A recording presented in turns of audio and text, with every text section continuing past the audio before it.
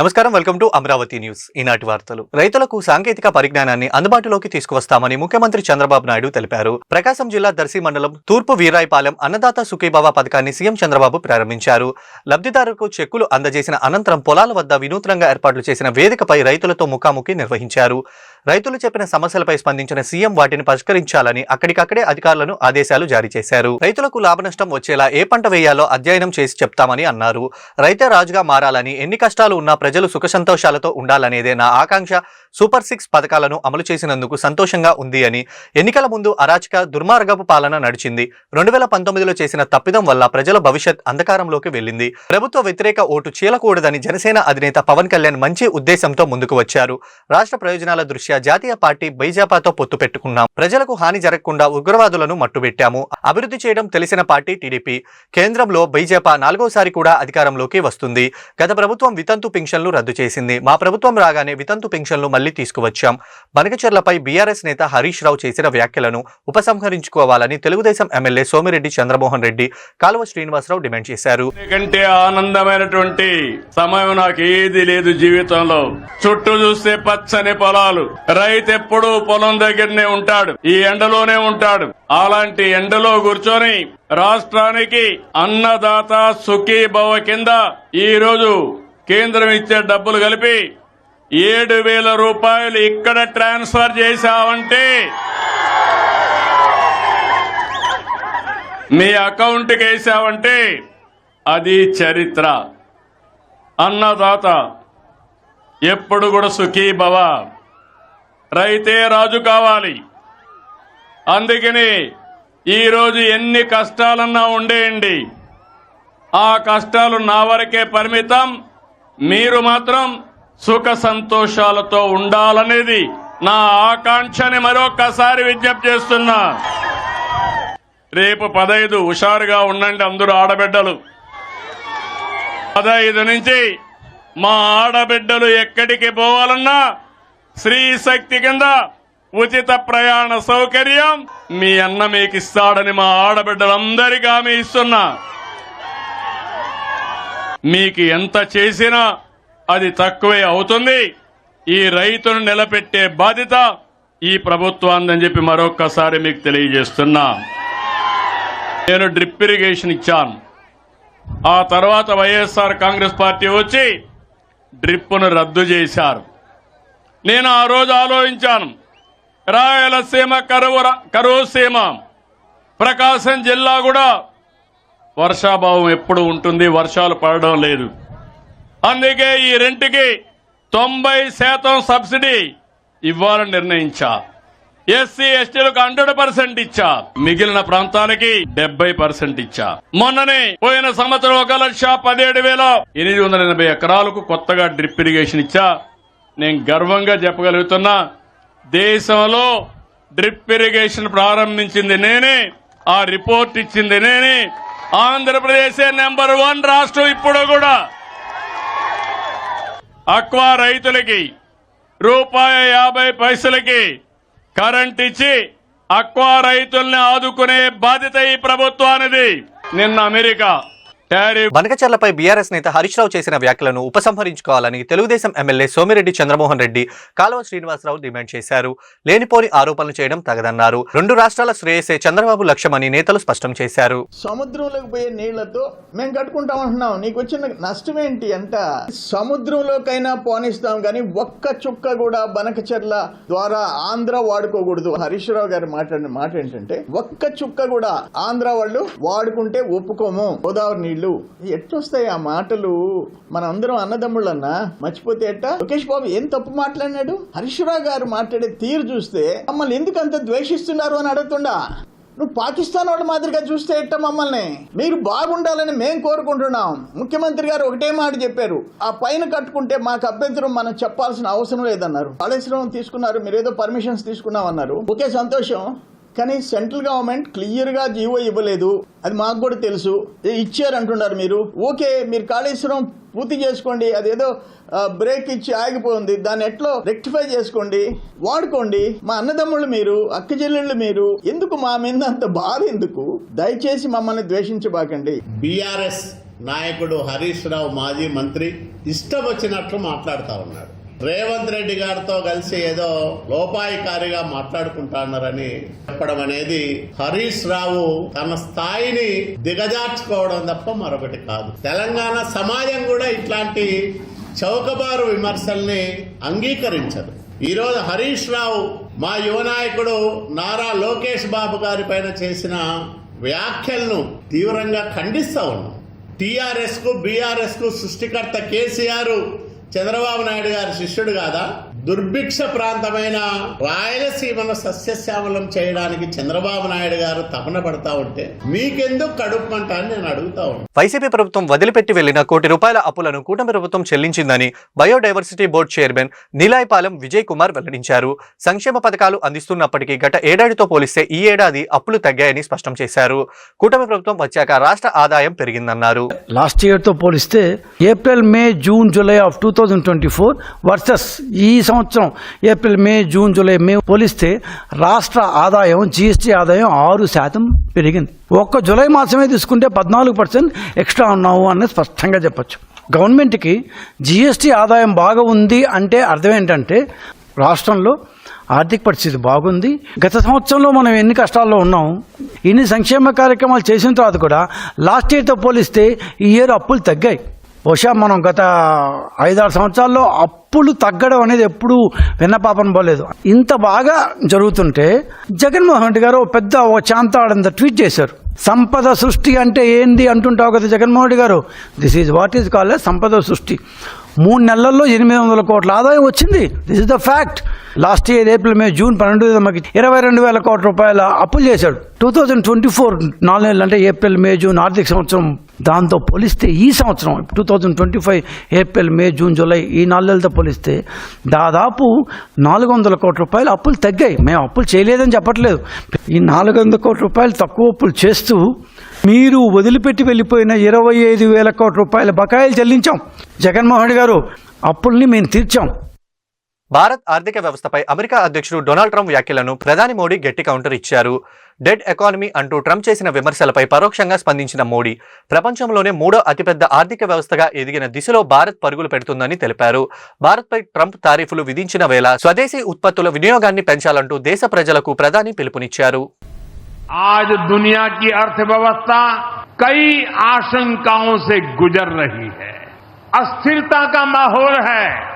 ऐसे में दुनिया के देश अपने अपने हितों पर फोकस कर रहे हैं. भारत भी दुनिया की तीसरी सबसे बड़ी अर्थव्यवस्था बनने जा रहा है. इसलिए भारत को भी अपने आर्थिक हितों को लेकर सजग रहना ही है. लेकिन देश के नागरिक के रूप में भी हमारे कुछ दायित्व है. और ये बात सिर्फ मोदी नहीं, हिंदुस्तान के हर व्यक्ति ने दिन में हर पल बोलते रहना चाहिए. जो देश को तीसरे नंबर की इकोनॉमी बनाना चाहते हैं, ऐसा कोई भी राजनीतिक दल हो. గుంటూరు శంకర విలాస్ ఫ్లైఓవర్ బ్రిడ్జ్ ని 12 నెలల్లోనే పూర్తి చేస్తామని మేయర్ కోవలమూడి రవీంద్ర ప్రకటించారు. ఈ బ్రిడ్జ్ నిర్మాణానికి ప్రజల సహకారం చాలా అవసరమని అన్నారు. ట్రాఫిక్ సమస్యలు తలెత్తకుండా అన్ని రకాల చర్యలు చేపట్టామని చెప్పారు.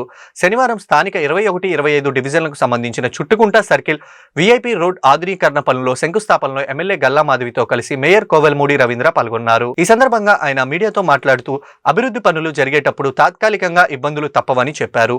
పక్కా ప్రణాళికతో గుంటూరు నగరాన్ని సుందర నగరంగా తీర్చిదిద్దుతామని అన్నారు. కూటమి పాలనలో గుంటూరు ప్రగతి పరుగులు తీస్తుందని అన్నారు. సూపర్ 6 పథకాలు ప్రజల జీవితాల్లో వెలుగును నింపుతాయని పేర్కొన్నారు. ఈ కార్యక్రమంలో 21వ డివిజన్ టీడీపీ అధ్యక్షులు నన్నే, 25వ డివిజన్ టీడీపీ అధ్యక్షులు గాల్యం వెంకటేశ్వర్లు, సంజయ్, తుమ్మా నాగేశ్వరరావు, బుడే తదితరులు పాల్గొన్నారు. కొంత ఇబ్బంది పడతారు. ట్రాఫిక్ మన గుంటూరు ఎన్జీఓ కాలనీ నుంచి ఒకటి పెట్టాం. ఆల్రెడీ జూట్ మిల్ ఫ్లైఓవర్ ఉంది, ఎన్ఆర్ రింగ్ రోడ్ ఉంది. ఎన్ఆర్ రింగ్ రోడ్ ఎక్స్టెన్షన్ నుంచి ఆటో నగర్కి మళ్ళీ ఇంకో 4 లైన్ రోడ్ పెట్టాం. అక్కడి నుంచి ఇప్పుడు వెట్ మిక్స్ అయిపోయి ఉంది. అట్లాగే 3 వంతుల కింద నుంచి జరుగుద్ది, బొంగరాల బీడ్లో నుంచి జరుగుద్ది, నెహ్రూ నగర్, సంజీవయ్య నగర్ నుంచి జరుగుద్ది. ఏదైనా ఒక 12 నెలల లోపు శంకర్లాస్ ఓవర్ బ్రిడ్జి డెఫినెట్గా ఓపెన్ చేస్తాం తప్పనిసరిగా. కాకపోతే ఈ 12 నెలలు కొంతమందికి ప్రజలకి స్థానికంగా అసౌకర్యం కలగడం సహజం.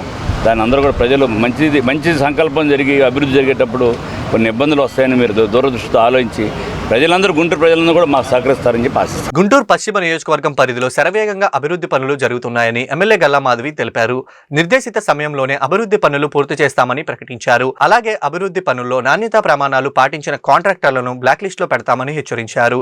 గుంటూరు చుట్టుకుంట సర్కిల్ సమీపంలోని 21, 25వ డివిజన్లో సంబంధించిన వీఐపీ రోడ్ ఆధునీకరణ పనుల్లో మేయర్ కోవెలమూడి రవీంద్రతో కలిసి ఎమ్మెల్యే గల్లా మాధవి శనివారం శంకుస్థాపన చేశారు. ఈ సందర్భంగా ఎమ్మెల్యే మాట్లాడుతూ 3,40,00,000తో వీఐపీ రోడ్డును ఆధునీకరిస్తున్నామని తెలిపారు. ఆహ్లాదం పెంచేలా ఈ రహదారి వెంట ఫౌంటైన్లు ఏర్పాటు చేస్తామని అన్నారు. ఈ కార్యక్రమంలో 21, 25 డివిజన్ టీడీపీ అధ్యక్షులు గాల్యం వెంకటేశ్వరరావు, నన్నే సంజయ్, తుమ్మల నాగేశ్వరరావు, బుడే తదితరులు పాల్గొన్నారు. వీఐపీ రోడ్లో ఉన్నామండి. దాదాపుగా 3,40,00,000 రూపాయలతో ఈ అభివృద్ధి కార్యక్రమానికి ఇక్కడ ఈరోజు శంకుస్థాపన చేసుకోవడం జరిగింది. మనకి స్థానికంగా నన్నే గారు, అదేవిధంగా గాలం వెంకటేశ్వరరావు గారు ఇద్దరు కూడా ఈ రోడ్ని 2 డివిజన్స్ పంచుకుంటున్న క్రమంలో ఈ యొక్క అభివృద్ధి కార్యక్రమాలకి శంకుస్థాపన చేసుకోవడం జరిగింది. ఒక కల్వట్ కూడా ఉంది. ఆ కల్వట్ ఎప్పటి నుంచో అడుగుతున్నాము. దానికి కూడా ఈరోజు శంకుస్థాపన చేసుకుంటూ ఉన్నాము. చుట్టుకుంట సర్కిల్ దగ్గర నుంచి మనకి మెయిన్ హైవే దాకా కూడా 3 కిలోమీటర్ల మేర ఈ యొక్క రోడ్ని అభివృద్ధి చేసుకోవడం జరుగుతూ ఉంది. ప్రధానంగా వీఐపీలు ఈ రోడ్ నుంచే మనకి లోపలికి గుంటూరు ఎంట్రీకి ఇది దోహదపడుతుంది కాబట్టి ఈ రోడ్ అభివృద్ధి చాలా అవసరము. ఈ రోడ్డుతో పాటు దానికి ఎంట్రీ అయ్యేటప్పుడు ఇందాక నేను మీకు చెప్పినట్టుగా మంచి ఐకానిక్ స్ట్రక్చరు, అదేవిధంగా అటు ఇటు ప్లాంటేషన్తో చక్కగా ఒక ఆహ్లాదభరితమైన రోడ్డుగా దీన్ని తయారు చేస్తాము అని చెప్తూ ఈరోజు చేసుకుంటున్న ఈ అభివృద్ధి కార్యక్రమం రానున్న ఒక 2-3 నెలల్లోనే మనకి కాంట్రాక్టర్లు గారు ఖచ్చితంగా మనకి చందకిస్తాము అని చెప్పి హామీ ఇవ్వడం జరిగింది. ఏదేమైనా పని మాత్రం ఒక క్వాలిటీతో చాలా ఫాస్ట్గా ఇన్ టైంలో ఇవ్వాలి అని చెప్పి వారిని కూడా మేము కోరుకోవడం జరిగింది. మాకు ఇస్తామని చెప్పి వారు హామీ ఇచ్చారు. మేయర్ గారి ఆధ్వర్యంలో, కమిషనర్ గారి ఆధ్వర్యంలో అందరు నాయకుల యొక్క సహాయ సహకారాలతో గుంటూరు పశ్చిమ నియోజకవర్గం అభివృద్ధి పదంలో ముందుకు వెళ్తున్నందుకు చాలా సంతోషంగా. గుంటూరు పశ్చిమ నియోజకవర్గాన్ని పచ్చని నియోజకవర్గంగా తీర్చిదిద్దుతామని ఎమ్మెల్యే గల్లా మాధవి స్పష్టం చేశారు. ఈ దిశగా ఒక ఉద్యమంలా 5 లక్షల మొక్కలను నాటుతామని తెలిపారు. అలాగే గుంటూరు సిటీ అంటేనే చిల్లీ సిటీగా గుర్తొచ్చేలా మిర్చి యార్డ్ రోడ్లు చిల్లీ ఐకాన్ నమూనా ఏర్పాటు చేస్తామని అన్నారు. శనివారం గుంటూరులో ఎమ్మెల్యే మీడియాతో మాట్లాడుతూ గుంటూరుకు వచ్చే 9 ముఖద్వారాలు ప్రతి ఎంట్రీ పాయింట్ లో ఏదో ఒక ఐకానిక్ స్ట్రక్చర్ ఏర్పాటు చేస్తామని, అలాగే గ్రీనరీతో సుందరంగా తీర్చిదిద్దుతామని అన్నారు. అదేవిధంగా సత్తెనపల్లి రోడ్ మార్గంలో మహనీయులు విగ్రహాలు ఏర్పాటు చేస్తామని వివరించారు. ప్రాంతానికి మేము రావడం జరిగింది. గౌరవ కమిషనర్ గారు, నేను కూడా దీన్ని పర్యవేక్షించడం జరిగింది. చుట్టుకుంట సర్కిల్ మొత్తం కూడా డెవలప్ చేస్తూ, అదేవిధంగా మనకి గుంటూరుకి ఎంట్రీ పాయింట్స్ ఒక 9 ఎంట్రీ పాయింట్స్ని గుర్తించి ఆ 9 ఎంట్రీ పాయింట్స్లో కూడా బ్యూటిఫికేషన్ మీద మేము దృష్టి పెట్టి ఇప్పటికే కొన్ని సలహాలు సూచనలు ఇవ్వడం జరిగింది. ఒక మిర్చి యార్డ్ రోడ్డుకి వచ్చేసి మనకి చిల్లీ మన ఐకానిక్ అంశంగా మనకి ఉన్నప్పుడు దాన్ని చూపిస్తా. ఇప్పుడు మంగళగిరిలో మనకు ఒక చేనేత కార్యక్రమంలో చేనేత మగ్గంతో ఒక కార్మికుడు ఉండే ఒక నమూనా ఎలా అయితే మనకి మంగళగిరిలో ఎంటర్ అవుతూనే కనిపిస్తుందో, అదేవిధంగా మనకి మిర్చి యార్డ్ సమీపంలో ఆ రోడ్ ఎంట్రీ అవగానే మనకి మన గుంటూరు సిటీ చిల్లీ సిటీగా కనిపించే ఒక నమూనాను ఏర్పాటు చేయాల్సిందిగా మేము కోరుకోవడం జరిగింది. అదేవిధంగా దాని పక్కన రోడ్లో మనకి సత్తెనపల్లి వెళ్ళే రోడ్లో కూడా చాలా వైడ్గా రోడ్డు ఉన్న క్రమంలో అక్కడ కూడా మనకి ఒక తెనాలి లేదంటే ఒక ట్యాంక్ బండ్ రూపంలో మన మహనీయుల యొక్క విగ్రహాలన్నీ కూడా ఒక రోడ్డు సైడ్ని ఏర్పాటు చేసుకొని వచ్చే వాళ్ళందరికీ కూడా ఆహ్లాదభరితంగా ఉండాలి అని చెప్పి కోరుకోవడం జరిగింది. ప్రతి ఎంట్రీ పాయింట్లో ఏదో ఒక ఐకానిక్ స్ట్రక్చర్ని ఏర్పాటు చేసుకొని సైడ్ అంతా కూడా ఎవెన్యూ ప్లాంటేషన్ చేసుకుంటూ గ్రీనరీతో ముందుకు వెళ్తూ చెట్లన్నీ కూడా నాటుకొని మనకి గుంటూరులో ఎంటర్ అవుతూనే చాలా ఆహ్లాదభరితంగా ఈ గుంటూరు సిటీ ఉండాలి. ఇప్పటికే మనం స్వచ్ఛ సర్వేక్షణలో ముందు ఉన్నాము, అదేవిధంగా బ్యూటిఫికేషన్లో కూడా ముందు ఉండాలి. మనం స్వచ్ఛ సర్వేక్షణలో సాధించిన ఘనతకి ఈరోజు ఎప్పటి నుంచో ఫస్ట్లో ఉన్న చండీగఢ్ కూడా ఈరోజు మన దగ్గర నుంచి కేస్ స్టడీస్ తీసుకుంటున్న క్రమంలో చాలా సంతోషం వ్యక్తం చేస్తూ దీని మీద కూడా దృష్టి పెట్టి నిన్న గౌరవ కమిషనర్ గారు నేను పూర్తిగా పర్యటించి రానున్న రోజుల్లో ఇది ఏపీ గ్రీన్ ప్యానెల్ వాళ్ళు ఇక్కడికి రావడం జరిగింది. ఒక 15 రోజుల్లో మేము అడిగిన అన్నిటినీ దృష్టిలో పెట్టుకొని ఒక సర్వే చేసుకొని ఎస్టిమేషన్స్ ఇస్తాము అని చెప్పడం జరిగింది. సో రానున్న క్రమంలో గుంటూరుని ఒక పశ్చిమ నియోజకవర్గం, పచ్చని నియోజకవర్గంగా మార్చే ప్రయత్నం చేస్తాం. ఒక ఆహ్లాదభరితమైన నియోజకవర్గంగా మార్చే ప్రయత్నం చేస్తాము. అయితే 5 లక్షల మొక్కలు ఇప్పటికే మనకి జిఎంసీలో తెప్పించడం జరిగింది. వాటిని కూడా ఫేజ్డ్ మేనర్లో నాటించడం జరుగుతూ ఉంది. అండ్ మనకి ఇంకొక ప్రధాన అంశం, మనం ఎప్పటి నుంచో ఇబ్బంది పడుతున్న అంశం ఏంటంటే ఎటు చూసినా కూడా ఎంత బ్యూటిఫికేషన్ చేసుకున్నా చెట్లు పెరిగినప్పటికీ మనకి కేబుల్ వైర్లు అనేవి చాలా ఇబ్బందికరంగా ఉంది. దాన్ని కూడా అధికారుల దృష్టికి తీసుకెళ్ళిన తీసుకెళ్ళినప్పుడు దాని మీద కూడా ఒక మంచి ఆలోచన చేసి అది అండర్ గ్రౌండ్గా లే చేయాలా లేదా ఒక బాక్స్ పెట్టి వాటన్నిటిని అందులో పెట్టి సమకూర్చి మనకి ఇప్పుడు బిఎస్ఎన్ఎల్ వైరింగ్ లాగా చేయాలా అన్న దాని మీద కూడా దృష్టి పెట్టి ఆలోచనలు జరుగుతున్నాయి. హెచ్ఐవి రహిత సమాజం కోసం తన వంతు కృషి చేశానని ప్రముఖ గ్యాస్ట్రో ఎంట్రాలజీ వైద్యులు వై షేక్ తెలిపారు. పెళ్లికి ముందే హెచ్ఐవి టెస్టులు తప్పనిసరి చేస్తూ చట్టం చేయాలని దేశ ప్రధాని నరేంద్ర మోడీ రాష్ట్ర ముఖ్యమంత్రి నారా చంద్రబాబు నాయుడుకు ఆయన విజ్ఞప్తి చేశారు. ఆ చట్టం చేయడం వల్ల వేలాది కుటుంబాలను రక్షించిన వాళ్ళమవుతామని, ఇది వ్యక్తిగత ఆరోగ్య సమస్య కాదని, సామాజిక భద్రతకు సంబంధించిందని వివరించారు. శనివారం గుంటూరు ఆరగ్రహారంలో నేషనల్ హాస్పిటల్లో ఏర్పాటు చేసిన మీడియా సమావేశంలో డాక్టర్ వై షేక్ మాట్లాడుతూ ఈ చట్టంపై గతంలోనే అనేక ఉద్యమాలు చేసినట్లు గుర్తు చేశారు.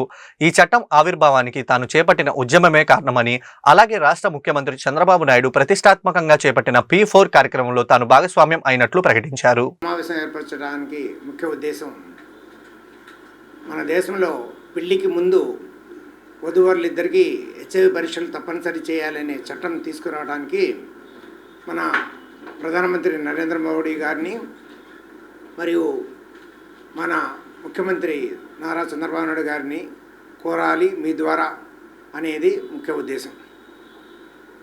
మేఘాలయ ప్రభుత్వం హెచ్ఐవి టెస్టు తప్పనిసరి చేయాలని ఆలోచనలో ఉన్నదని ఈ మధ్యలోనే నాకు తెలిసింది. అంతకుముందు గోవాలో కూడా ఇది చట్టం తీసుకొచ్చారు.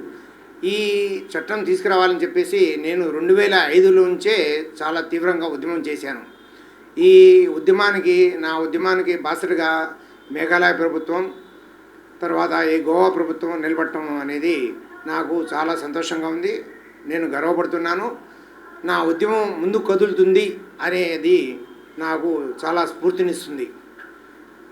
నెక్స్ట్ ముఖ్యంగా నేను చెప్పదలుచుకుంది ఏంటంటే,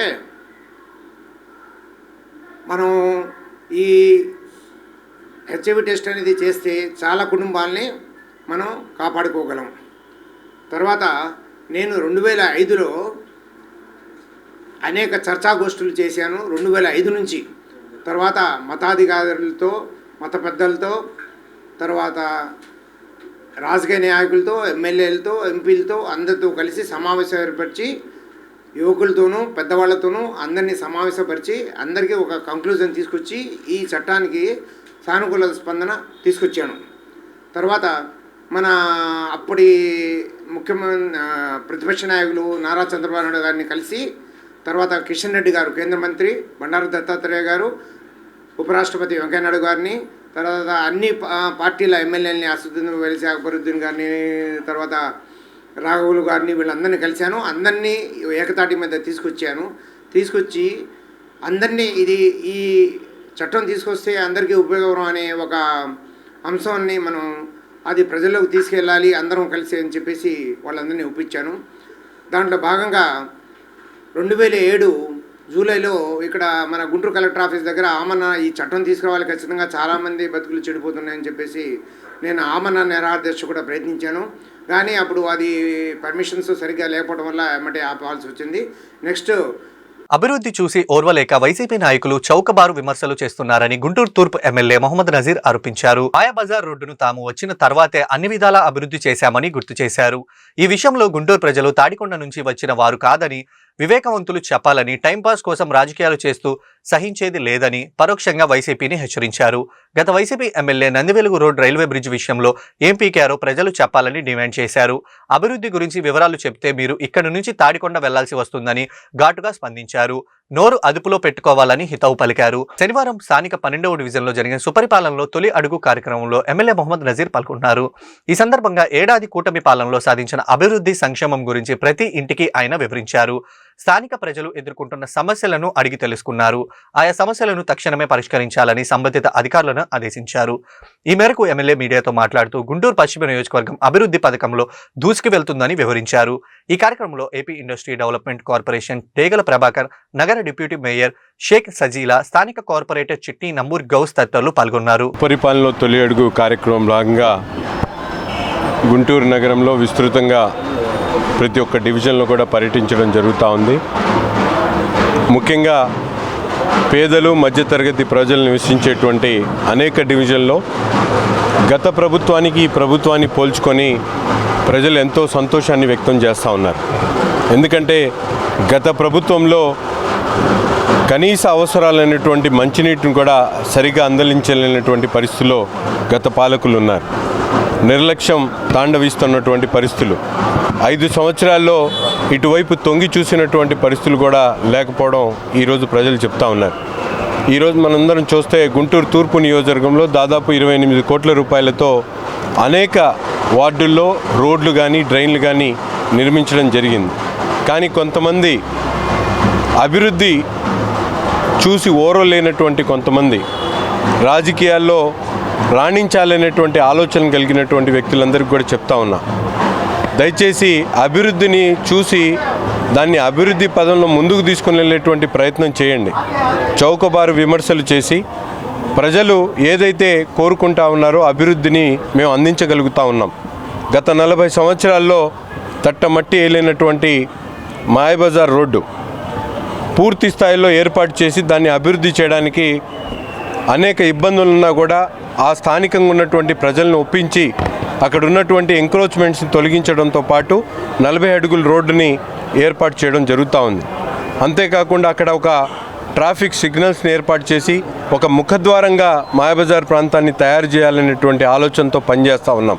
మీకు కనీస పరిజ్ఞానం లేక, జరుగుతున్నటువంటి అభివృద్ధిని చూసి ఓర్వలేక ఇటు చౌకబారు విమర్శలు చేసి ప్రజలు మభ్యపెట్టేటువంటి ప్రయత్నం మానుకోండి.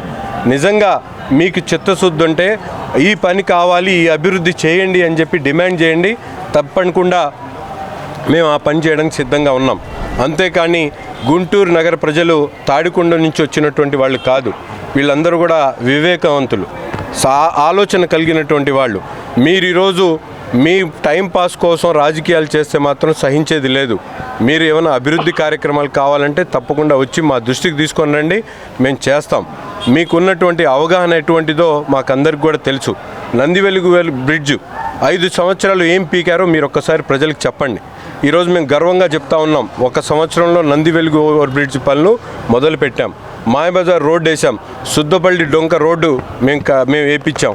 కార్యక్రమానికి మరి నజీర్ అహ్మద్ గారు ఆధ్వర్యంలో జరుగుతున్న ఈ కార్యక్రమానికి పెద్ద ఎత్తున తెలుగుదేశం పార్టీ కార్యకర్తలు కూడా ఉదయం నుంచి తిరుగుతూ ఉన్నారు. అయితే ప్రజల దగ్గరికి వెళ్తే ఈ రోజున సుపరిపాలన అనే మాటకి పక్కాగా ఈ రోజున మంచి పరిపాలన అందుతుందని చెప్పేసి, ఇది మంచి ప్రభుత్వం అని చెప్పేసి ప్రతి ఒక్కరు కూడా వచ్చి బయటకు వచ్చి మేము వెళ్ళి ఏమైనా సమస్యలు ఉండే అనగాలని వాళ్ళే వచ్చేసి అన్ని పెన్షన్లు అందుతున్నాయి, ఇక్కడ రోడ్లు వ్యవస్థ బాగుంది, ఇక్కడ ఉన్నటువంటి స్థానిక ఎమ్మెల్యే గారు ఇమ్మీడియట్గా స్పందించి ఏదైనా కానీ ఇబ్బంది ఉంటే వెంబటే పరిష్కరించడం అనేది చక్కగా ఉంది. గత ప్రభుత్వానికి ఇప్పుడు ప్రభుత్వానికి అసలు పొంతం లేదు. ప్రభుత్వం అంటే ఇలా ఉండాలి. చంద్రబాబు నాయుడు గారు మేమందరం కూడా ఆశించినట్టుగా ఏదైతే ఆశించామో అది పర్ఫెక్ట్గా నడుస్తుంది. తెలుగుదేశం పార్టీనే మేము ఎప్పుడు కూడా బలపరుస్తామనే విధంగా ప్రతి ఒక్కరు కూడా ఇలా ప్రజలందరూ కూడా చెబుతుంది ఒకటే మాట, సుపరిపాలన అందుతూ ఉంది. ప్రజల కష్టాలను అర్థం చేసుకుంటున్నారు. ప్రతి నాయకులు కూడా ఈ రోజున వచ్చి ఏమి సమస్యలు నేను అడుగుతున్నారు.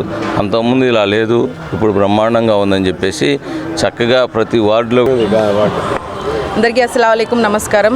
గౌరవ ముఖ్యమంత్రి వర్యులు చంద్రబాబు నాయుడు గారి ఆదేశాల మేరకు మన ఎమ్మెల్యే నసీర్ అహ్మద్ గారి ఆధ్వర్యంలో ఈరోజు తొలి అడుగు సుపరిపాలన అనే కార్యక్రమం ప్రతి ఇంటికి వెళ్తున్నాము. ప్రతి ఇంటికి వెళ్ళి వాళ్ళ యొక్క సమస్యలు తెలుసుకుంటున్నాము. అధికారంలో వచ్చిన తర్వాత ఎలాగైతే మాట ఇచ్చారో మేనిఫెస్టో ప్రకారం సూపర్ 6 పథకాలన్నీ అందుతున్నాయి అని ప్రతి ఒక్కరు చెప్తున్నారు. చంద్రబాబు నాయుడు గారు కూడా వెళ్ళి ఇంటికి వారి యొక్క సలహాలు సూచనలు తీసుకోమన్నారు. మేము ప్రతి ఇంటికి వెళ్తుంటే ఈ యొక్క ప్రతి ఒక్క సంవత్సరంలో ఈ యొక్క సంక్షేమ పథకాలు అందాయి అని వాళ్ళే సంతోషంగా వ్యక్తం చేస్తున్నారు. అరకొర టెక్నికల్ ప్రాబ్లమ్స్ ఉన్నా కూడా ఇక్కడే సాల్వ్ చేస్తున్నాము. వాటర్ సమస్యలు కానివ్వండి, స్ట్రీట్ లైట్స్, డ్రైనేజ్ సమస్యలు కూడా అక్కడక్కడ కొన్ని ప్రాబ్లమ్స్ ఉన్నాయి కూడా ఇక్కడే మేము పిలిపిస్తున్నాము. ప్రతి ఒక్కరు కూడా ఈ యొక్క సమస్యలను పరిష్కారం చేయడానికి మేమందరం ముందుకు వస్తున్నాము. ఎలాగైతే చెప్పారో కూటమి ప్రభుత్వంలో మంచి ప్రభుత్వంగా అఖండ మెజార్టీతో గెలిపించారో ప్రజలు కూడా ఎంతో నమ్మకంతో ముందుకెళ్తున్నారు. ప్రతి ఒక్కళ్ళు అంటే ప్రతిపక్షాలు పిచ్చి మాటలు మాట్లాడుతున్నారు, అటు ఇటు తిరుగుతున్నారు, వాళ్ళకి టైం పాస్ చేసుకుంటున్నారు. ప్రజలు గుంటూరు ఆర్ అగ్రహారం శ్రీ కన్యకా పరమేశ్వరి అమ్మవారి దేవస్థానంలో 22వ చతుర్మాస్య వ్రతం వైశ్య కులగురువు పరమ పూజ్య శ్రీ వామనాశ్రమ మహాస్వామీజీ ఆధ్వర్యంలో శాస్త్రోక్తంగా కొనసాగుతుంది. ఇందులో భాగంగా పలువురు ఆధ్యాత్మిక కార్యక్రమాలు వైభవంగా జరుగుతున్నాయి. శనివారం శ్రీనివాస కళ్యాణోత్సవం అంగరంగ వైభవంగా జరిగింది. ఈ కళ్యాణోత్సవంలో పెద్ద ఎత్తున దంపతులు పాల్గొన్నారు. ఈ సందర్భంగా అమ్మవారి దేవస్థానం చైర్మన్ నిడుమనూరి సురేష్, రాంబాబు, తిరుపులమల్లి వాణి, నిర్మలా శ్రీనివాసరావు మాట్లాడుతూ స్వామివారి కళ్యాణ వైభవం గురించి వివరించారు. ఆంధ్రప్రదేశ్ రాష్ట్ర కానిస్టేబుల్ అభ్యర్థులుగా మెయిన్ పరీక్షా ఫలితాల్లో గుంటూరులోని నైస్ కోచింగ్ సెంటర్ కు చెందిన 12 మంది అభ్యర్థులు ఉద్యోగాలను సాధించినట్లు డైరెక్టర్ పులిపాటి నగేష్ తెలిపారు. గుంటూరు నగరం బ్రాడీపేట 2వ లైన్లోని నైస్ కోచింగ్ సెంటర్లో ఏర్పాటు చేసిన విలేకర్ సమావేశంలో nice coaching centre director Pulipati Nagesh ఉద్యోగులు సాధించిన అభ్యర్థుల వివరాలు వెల్లడించారు. ఉద్యోగులు సాధించిన అభ్యర్థులకు ఈ సందర్భంగా ఆయన అభినందనలు తెలియజేశారు. ఈ కార్యక్రమంలో నైస్ కోచింగ్ సెంటర్ అధ్యాపకుడు, సిబ్బంది, biology faculty Raju, history faculty Satish, GVR coaching centre director Turka Veeraiah మరియు విద్యార్థులు పాల్గొన్నారు. Nice institute Guntur. గత 15 సంవత్సరాల నుంచి నా అర్థమెటిక్ ఫ్యాకల్టీగా బోధిస్తున్నాను. అనేక ఇన్స్టిట్యూట్లలో బోధిస్తూ ఓన్గా ఈ సంవత్సరం నూతనంగా ప్రారంభించి మా అధ్యాపక బృందం విద్యార్థుల కృషితో ఒక 11 మంది కానిస్టేబుల్ ఉద్యోగాలు సాధించారు. దానికి గర్వకారణంగా వారికి అభినందనలు తెలియజేస్తూ ఇంకా భవిష్యత్తులో వారు ఎస్ఐ ఉద్యోగాలు సాధించాలని మనస్ఫూర్తిగా కోరుకుంటున్నాను. రాబోయే నోటిఫికేషన్లో చాలామందిని ఎస్ఐలుగా తీర్చిదిద్దాలని లక్ష్యంగా ఆర్ఆర్బి అనేక ఉద్యోగాల్లో నైస్ ఇన్స్టిట్యూట్ ముందంజలో ఉండాలని ఆ విధంగా కృషి చేయడానికి నా వంతు పాత్ర మా అధ్యాపక బృందం కృషితో అనేక ఉద్యోగాలు సాధించడానికి సిద్ధంగా ఉన్నామని తెలియజేస్తున్నాను. ప్రకాశం డిస్ట్రిక్ట్. సో నాకు సివిల్లో 144 వచ్చింది. సో ప్రముఖంగా చెప్పాలంటే ఇన్స్టిట్యూట్ అప్పుడు నేను ఎస్ఐ ఫిలిమ్స్ అప్పుడు జాయిన్ అయ్యాను. ఎస్ఐ ఫిలిమ్స్ అప్పుడు పేపర్ 1 అర్థమెటిక్లోనే నగేష్ సార్ వారి యొక్క సహకారంతో 75 మార్కులు వచ్చినాయి. అదేవిధంగా ఎస్ఐ ఫిలిం మెయిన్స్ క్లియర్ చేసినప్పుడు కేవలం 10 మార్కులు ఎస్ఐని మిస్ చేయడం జరిగింది. ఆ తర్వాత అప్పుడు ఆ ఎస్ఐ మిస్ అవడం తర్వాత సార్ దగ్గరికి ఇంకా డైరీ వస్తూ అంటే ఏ టాపిక్లో నాకు అయితే ప్రాబ్లమ్స్ ఉన్నాయో అవి చెప్పడం జరిగింది. దాని ప్రాబ్లం తోటి మొన్న 25 మార్క్స్ 22 మార్క్స్ వచ్చినాయి అథమెటిక్లోనే. దీనికి కారణం కూడా నగేష్ సార్ థ్యాంక్స్ చెప్తాను. గుంటూరు ఆదిత్య మల్టీ స్పెషాలిటీ హాస్పిటల్లో అరుదైన ఆపరేషన్ జరిగింది. పుట్టుకతోనే వచ్చిన గుండె జబ్బును విజయవంతంగా సర్జరీ చేశారు. తల్లి గర్భంలోనే గుండె తయారీ సమయంలో గుండె అది 4 గదులుగా ఏర్పడేది. కానీ పెద్దకాకాని మండలం తంగెలమూడికి చెందిన వాణి అనే మహిళకు 4 గదులు లేకుండా ఒకే గదిగా గుండె తయారైంది. ఈ విషయం గమనించిన doctor Yogi, Chaganti, doctor Ramaraju, doctor Nikhil Praveen, doctor Madhavi, doctor కాశీరామ్తో కూడిన వైద్యుల బృందం జూలై 6వ తేదీన విజయవంతంగా ఆపరేషన్ పూర్తి చేశారు. ఆదిత్య హాస్పిటల్లో ఇప్పటి వరకు 80కి పైగా గుండె ఆపరేషన్లు 100కు 100% సక్సెస్ రేటుతో విజయవంతంగా పూర్తి చేసినట్లు వైద్యులు వెల్లడించారు. అయితే ఇందాక మేడం మాట్లాడినట్టు మేడం హాస్పిటల్ గురించి కానీ యంగ్ టీమ్ గురించి కానీ మొత్తం చెప్పారు. దానిలో డీటెయిల్స్లోకి వెళ్ళట్లేదు నేను. మా దగ్గర ఉన్నదంతా యంగ్ టీమ్. మన యోగి డాక్టర్ గారు, మన నిఖిల్ ఓన్లీ కార్డియాలజీ గురించే మాట్లాడతాను. మన యోగి డాక్టర్ గారు సార్ చూస్తానికి చాలా చిన్న వయసులాగా ఉండిద్ది, కానీ సార్ చేసిన సర్జరీలు ఎవరు చేసి ఉండరు. లాస్ట్ సార్ మనతో ట్రావెల్ అవుతుంది 1 year 8 months, 1.5 yearలో ఒక 80 కేసెస్ చేశారు. 80 కేసుల్లో ఏ కేసు కూడా డెత్ అవ్వలేదు హాస్పిటల్లో. అంటే సార్ చేసేటప్పుడు ఏం చేస్తారంటే మామూలుగా బైపాస్ సర్జరీ చేసిన తర్వాత మెయిన్ ఇంపార్టెంట్ ఏంటంటే సర్జరీ చేసిన తర్వాత ఫస్ట్ 2 days చాలా ఇంపార్టెంట్. రీబ్లీడ్ అవుతాం కానీ మళ్ళీ ఏదన్నా వెంటిలేటర్ సెట్టింగ్స్ కానీ ఎలా జరిగిద్ది ఏంటనేది. సార్ పేషెంట్ వెంటిలేటర్ నుంచి బయటకు వచ్చే వరకు హాస్పిటల్లో పైన ఒక గది ఉండేది, అక్కడే పడుకుంటారు. నైట్ కూడా ఇక్కడే పడుకుంటాడు. ఆయన ఇంటికి కూడా వెళ్ళడు. వాళ్ళ ఆవిడ ఫోన్ చేసి అరవడమే తప్ప ఆయన చేయడు, ఆయన వెళ్ళాడు ఇంకా. సో ఆయన పేషెంట్ ఎక్స్ట్యూబేట్ అయ్యే వరకు ఇంట్లోనే ఇక్కడే హాస్పిటల్లోనే ఉంటాడు, ఇక్కడే భోజనం చేస్తాడు. మెయిన్ దానివల్ల ఏంటంటే ఈవిడ 2 రోజులు ఉన్నాడు ఇంట్లో, ఇక్కడే హాస్పిటల్లోనే. ఈవిడ ఇక్కడ ఉన్న రోజులు. అలానే క్రిటికల్ కేర్ టీం ఉన్నా సరే, మిగతా డాక్టర్స్ ఉన్నా సరే, ఆయన మాత్రం ఇక్కడి నుంచి కదలడు. అలానే మన నిఖిల్ ప్రవీణ్ గారు ఎప్పటికప్పుడు సార్ ఇంకా యోగి గారు ఇద్దరు కోఆర్డినేట్ చేసుకొని 2D ఈక్వల్ రెగ్యులర్గా చేసి పేషెంట్ కండిషన్ రెగ్యులర్గా చూసుకొని గుండె ఎలా ఉంది, కొట్టుకుంటుందా లేదా, సార్ ఇంకా కృష్ణప్రసాద్ గారు ఇద్దరు చూసుకొని ముగ్గురు కలిసికట్టుగా మాట్లాడుకొని అందరి పేషెంట్లు, ఈవిడ ఒక్కటిలే కాదు అందరి పేషెంట్ని అలా బయటికి తీసుకొని వస్తున్నారు. మేజర్గా గుండెకు సంబంధించి ఏవైతే స్టంట్లు కానీ బైపాస్ సర్జరీలు కానీ మాకున్న ఆదిత్య మల్టీ స్పెషాలిటీ హాస్పిటల్లో ఉన్న యంగ్ టీమ్ రిస్కులు చేసేసి కొద్దిగా సీరియస్ కేసులైనా సరే చేయటం ఒక రొటీన్ అయిపోయింది. ఇప్పుడు ఈవిడే ఉన్నారు, ఈవిడ చాలా హాస్పిటల్లో తిరిగారు. హాస్పిటల్ పేర్లు అవన్నీ నేను చెప్పను. కొన్ని చోట్ల ఫైనాన్షియల్, కొన్ని చోట్ల కాస్ట్ ఎక్కువ చెప్పారు, కొన్ని చోట్ల ఏమో మేము చేయమని చెప్పారు, ఎందుకంటే చేస్తే కష్టం అన్నారు. ఇప్పుడు చేసినా చేయకపోతే ఎటుకుడి కాంప్లికేషన్లతో ఆవిడ లైఫ్ స్పాన్ ఆవిడ ఉండే బతికే టైం తగ్గిపోయింది. చేస్తే సక్సెస్ అయితే ఆవిడ బతికే టైం చాలా పెరిగిద్ది, నార్మల్సీగా వచ్చింది. సో ఆ ధైర్యం తీసుకోవాలి. ఆ ధైర్యం వాళ్ళ నాన్నగారు కానీ, అమ్మాయి కానీ, మన సౌజన్య గారు కానీ వీళ్ళందరూ తీసుకున్నందుకు, అలానే మన యోగి డాక్టర్ గారు ఈ సర్జరీ చేసే ముందు ఒక 3-4 సార్లు దాని గురించి నీట్గా మళ్ళీ చూసుకొని హాస్పిటల్ ఇప్పుడు ఉన్న హాస్పిటల్ హెల్త్ సర్వీస్ ఛాలెంజెస్లో కానీ చాలా ఇబ్బంది, అంటే చాలా కాంపిటీషన్ ఉన్న టైంలో ఒక హాస్పిటల్ రన్ చేయడం అనేది చాలా ఇబ్బంది. అలాగే మేనేజ్మెంట్కి కూడా ఒక కేసు వస్తే దాన్ని ఎట్లా డీల్ చేయాలి, ఇలాంటి రేర్ కేసెస్ వస్తే మేము భరించగలుగుతామా, ఒకవేళ కేసు సక్సెస్ అయితే ఓకే, ఇట్లా ప్రెస్ మీట్ పెట్టి మేము కూడా చాలా హ్యాపీ ఫీల్ అవుతాము షేర్ చేసుకోవడానికి, పేషెంట్ కళ్ళల్లో ఆనందం చూడడానికి మేము చాలా హ్యాపీగా ఉంటాము. అదే ఒక కేసు ఏదన్నా ఫెయిల్యూర్ అయితే దానికి తీసుకోగలిగిన ఛాలెంజెస్ కానీ, దానికి తీసుకోగలిగిన కాంపిటీషన్ ఉన్న ఈ టైంలో మేము చాలా రిస్కులు చేస్తున్నామండి ఆదిత్య హాస్పిటల్లో. ఇప్పుడనే కాదండి, గత 7 years నుంచి ఆదిత్య హాస్పిటల్ అంటే నార్మల్ కేసెస్, రెగ్యులర్ కేసెస్తో పాటు చాలా ఛాలెంజింగ్ కేసెస్ తీసుకోగలిగిన one of the hospital Aditya hospital. ఎందుకంటే మేము చాలా ఛాలెంజెస్ తీసుకుంటాము. మా దగ్గర ఉంది అంతా చాలా యంగ్ డాక్టర్ టీము. ప్రతి ఒక్కళ్ళు అడుగుతారు, మీ దగ్గర డాక్టర్స్ చాలా చిన్న వయసులో ఉన్నారండి, వయసు చాలా తక్కువ, ఎక్స్పీరియన్స్ ఉందా లేదా అని చెప్పి. కానీ మేము నమ్ముతాము, మా దగ్గరికి వచ్చిన డాక్టర్స్ వాళ్ళ టాలెంట్, వాళ్ళ ధైర్యాన్ని చూసి మేము చాలా ఛాలెంజెస్ తీసుకున్నాము. అందుకే మేము మీ ముందు ఇప్పుడు ఇలా కూర్చోగలిగాము, ఇలాంటి కేసెస్ సక్సెస్ చేసి చూపిస్తున్నాము. అలాగే మన హాస్పిటల్లో కార్డియాలజీ టీంలో మనకి 3 డాక్టర్లు ఉన్నారు. ఫస్ట్ మన డాక్టర్ నిఖిల్ ప్రవీణ్ గారు, అలాగే డాక్టర్ యోగి సార్, ఇంకొకళ్ళు కేపీ సారు. వీళ్ళ 3 ఇప్పటిదాకా చాలా క్రిటికల్ కేసెస్ డీల్ చేశారు. ప్రతి ఒక్కటి మేము మీ ముందు పెట్టలేము. ఇలా ఏదైతే రేర్ కేసెస్ ఉన్నాయో ఇటువంటివే మేము ఎగ్జిబిట్ చేయగలుగుతాము మీడియాలో, ఎందుకంటే అవగాహన క్రియేట్ చేయడానికి ప్రజల్లో. అలాగే కార్డియాలజీ డిపార్ట్మెంటే కాకుండా మన దగ్గర ఆర్థోపెడిక్స్ కానీ, న్యూరాలజీ కానీ, న్యూరో ఇంటర్వెన్షన్ కానీ, క్రిటికల్ కేర్, పల్మనాలజీ, కిడ్నీ మార్పిడిలు, ప్రతి ఒక్క డిపార్ట్మెంటు చాలా రకాలుగా చాలా మంచి స్థాయిలో ఉంది. అది ముందు విఐటి ఏపీ విశ్వవిద్యాలయంలో 8వ విశ్వవిద్యాలయ దినోత్సవ వేడుకలు ఘనంగా నిర్వహించారు. ఈ కార్యక్రమానికి ముఖ్య అతిథులుగా మానవ వనరుల అభివృద్ధి శాఖ ప్రభుత్వ కార్యదర్శి కోన శశిధర్ మరియు గౌరవ అతిథులుగా next gen talent Wipro limited group head Palaniappan, VVIT వ్యవస్థాపకులు మరియు ఛాన్సలర్ డాక్టర్ జి విశ్వనాథన్ హాజరయ్యారు. అనంతరం వారు విశ్వవిద్యాలయ వార్షిక నివేదిక ఆవిష్కరణ జరిగింది. ఈ సందర్భంగా వారు మాట్లాడుతూ అకాడమిక్ మరియు రీసెర్చ్ రంగాల్లో బహుమతులు సాధించిన విద్యార్థులు, ఉపాధ్యాయులను అభినందిస్తున్నామని అన్నారు. విద్యార్థులు తమ జీవితాల్లో ఒక లక్ష్యం పెట్టుకుని ముందుకు సాగాలని కోరారు. విప్రో ద్వారా అన్ని విధాల వివిఐటి ఏపీ విశ్వవిద్యాలయానికి సహకారం అందిస్తున్నామని తెలిపారు. విఐటి విశ్వవిద్యాలయంలో అత్యుత్తమ విద్యా విధానాలు, ప్రపంచ స్థాయి ప్రమాణాలతో విద్యను అందిస్తున్నామని, విద్యార్థులు సాధిస్తున్న విజయాలే ఇందుకు నిదర్శనమని తెలియజేశారు. Secretary to the Education Department has accepted an invitation to be with us. Of course, he was here as collector of Guntur in those days. Now he is there in a different capacity.